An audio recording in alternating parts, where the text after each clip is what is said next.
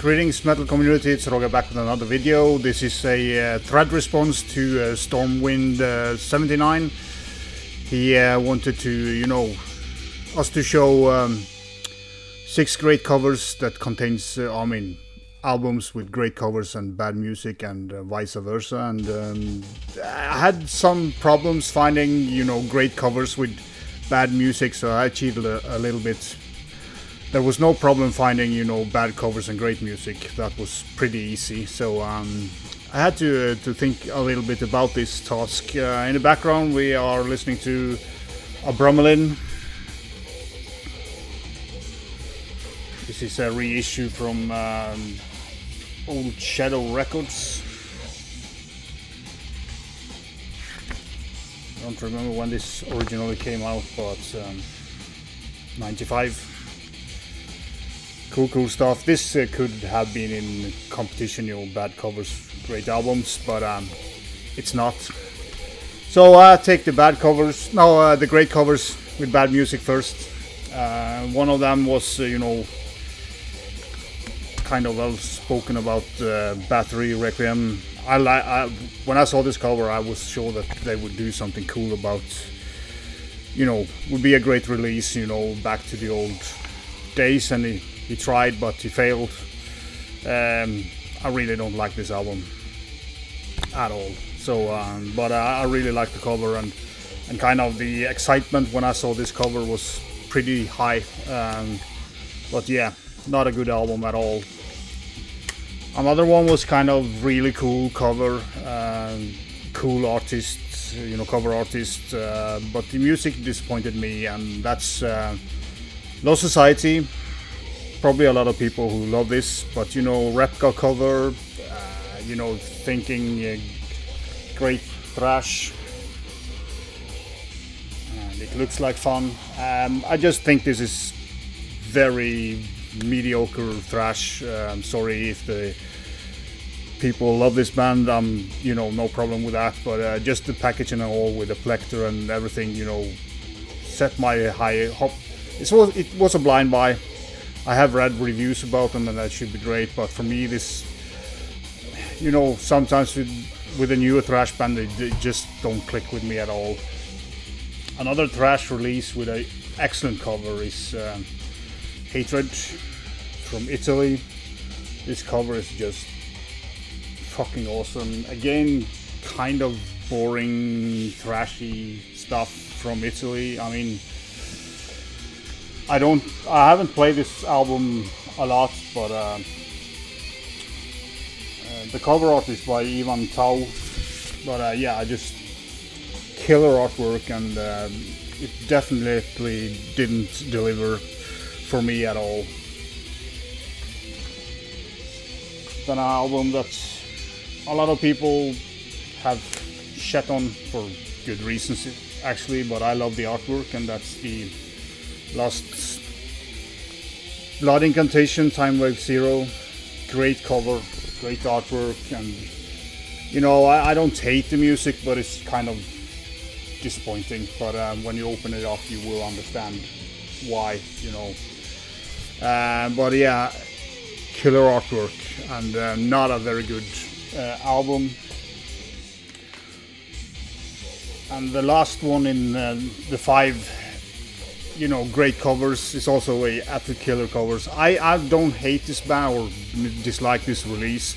It's just I kind of gone off the band, and that's some one of art with Jomsviking. I absolutely love this cover, and kind of, yeah, fantastic artwork and fantastic, you know, packaging. But the album's kind of, yeah, I just, at this point, I was kind of getting tired of Amon Amarth. I've been a fan of them since, you know, mid-90s, but at this point I was kind of just, yeah, kind of had enough of them. And but you know, this artwork is just spectacular, killer stuff, and not a bad album per se. It's just that and there's a lot of Amon Amarth follows out there, and I do understand why, but just for me, a band that I've really gone off Amon Amarth might return to them someday, but yeah. Then a great album with a cover. I did not or do not like this cover. I love the album. It's Cinderella Night songs. I just think this cover is kind of saying that this is a not very talented, you know, like your party metal band, but Cinderella did on this album create a lot of great metal songs, and they know how to play compared to a lot of the other bands that popped out at that time. But it looks like shit, but it's a great album. I never liked this cover, but I love the album.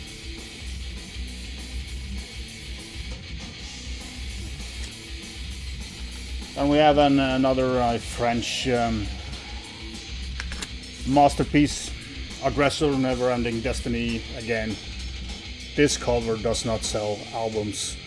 Terrible cover, but an excellent album. You know, death thrash from France, fantastic stuff. But the cover is not very good. I mean, it would be better to have this on the cover, but yeah, no bueno. Then another French band that I really like and love this album. It's a fantastic album from '95 or something like that. Sublime Dementia by Load Blast. Again, this cover is messy. Does not really tell you anything. I don't know about the artist, so it probably makes sense to the band. But for me, like, if I hadn't known this band and just saw this cover, I probably wouldn't have checked it out back in the days. But yeah, a little bit cooler on the backside actually. But yeah, fantastic death metal. Not the brutal death metal, it's just very well written death metal, and the vocals are also not so very deep. But if you haven't heard Load Blast and you know, kind of want to get an entry point, I said this before, into death metal, this album is a very nice piece to check out. Another killer album that I don't like the album cover, but I love the album, Scorefest False. Yeah, this is just, yeah, I don't know what they were thinking, but it doesn't sell the album at all. But luckily I knew it from the first album, so I blind bought this pretty easy. But if I had seen this in the record shop, I would probably just skip by it. But a fantastic album. And last but not least, this is an album from this year. Will end up very high on my list this year, and it's just a fantastic album, and that's Dark Millennium with Acid River. Yeah, you can say the title fits, but again, this cover, it doesn't tell you anything. This is kind of progressive,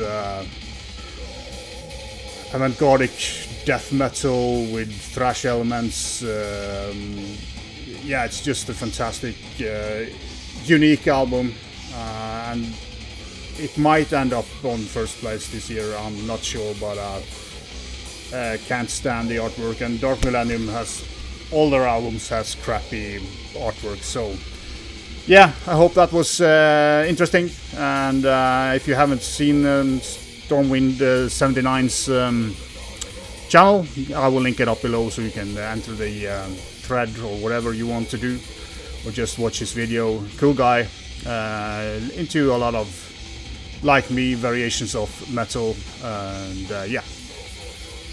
Thanks for watching. Vi kjøst.